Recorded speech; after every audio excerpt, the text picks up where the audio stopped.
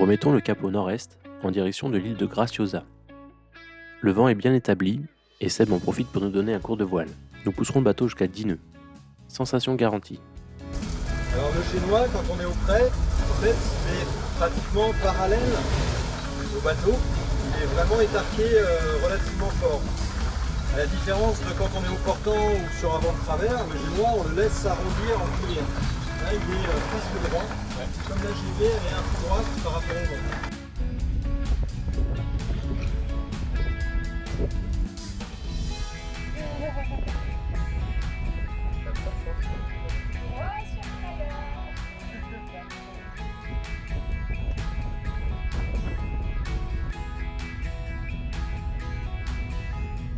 Nous apercevons Graciosa en fin de journée. L'île est verdoyante, et depuis la mer, elle est superbe.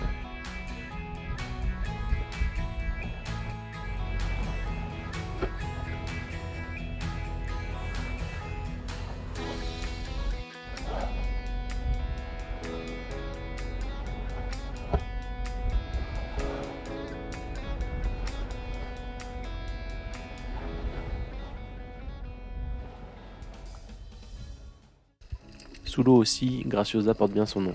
C'est un véritable aquarium dans lequel nous nous immergeons.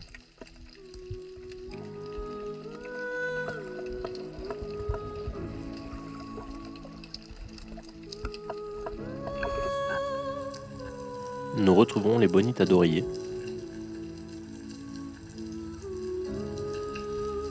Quelques cérioles passent aussi furtivement.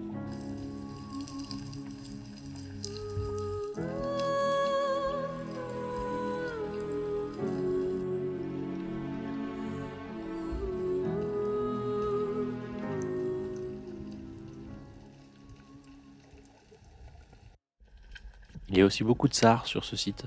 On les trouve soit en pleine eau, soit sous les trous.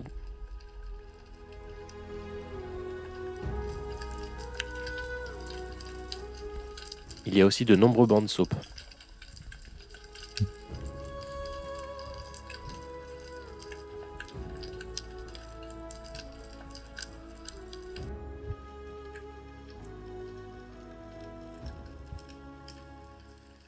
Nous trouverons également une ou deux raies pastenagues à chaque plongée.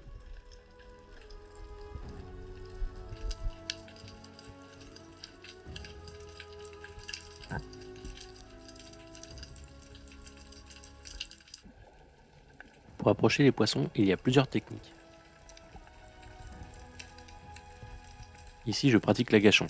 C'est une méthode qui consiste à se camoufler jusqu'à ce que les poissons, curieux, se rapprochent. Il y a une badèche qui semble s'intéresser à moi. Mais l'animal est farouche, ce n'est qu'au bout de plusieurs apnées successives qu'il va s'approcher suffisamment près pour être filmé. Je profite de l'animal quelques secondes, mais il se lasse assez rapidement et décide de rebrousser chemin. Je décide donc de le suivre, et celui-ci me conduit directement dans sa grotte.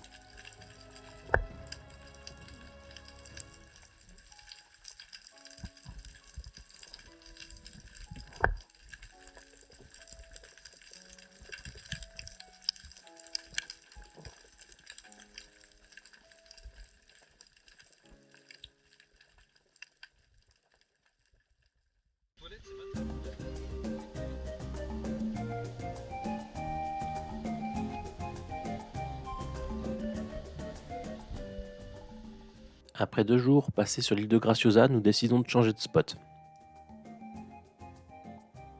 Cette fois, c'est plein sud que nous remettons le cap.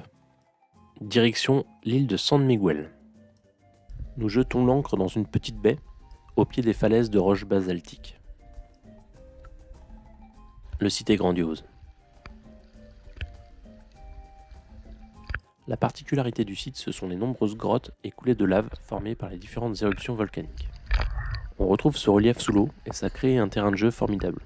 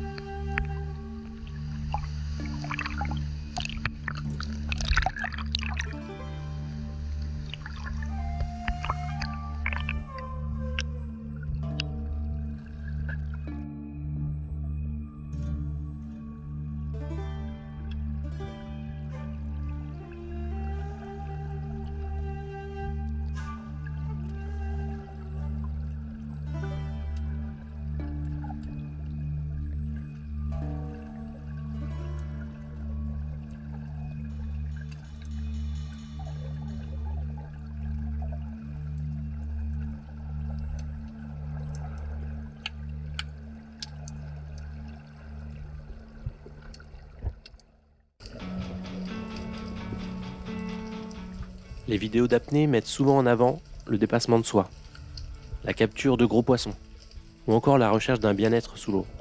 Mais en fait, c'est d'abord et avant tout des moments de fun.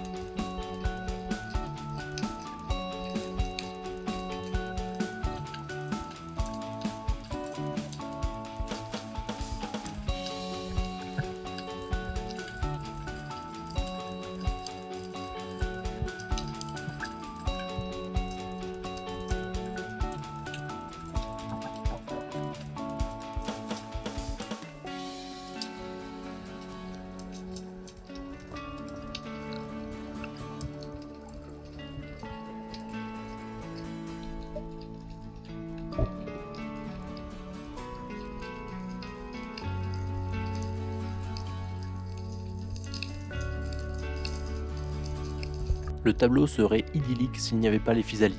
Ce sont des siphonophores, des cousines des méduses, qui sont extrêmement urticantes. Je me suis fait piquer au visage. Il n'y a qu'une seule façon pour se débarrasser de la piqûre, c'est de mettre la tête dans l'eau brûlante. Du coup, j'ai un peu l'air con. Je vous laisse sur cette image. Vous avez deviné ce que c'est ?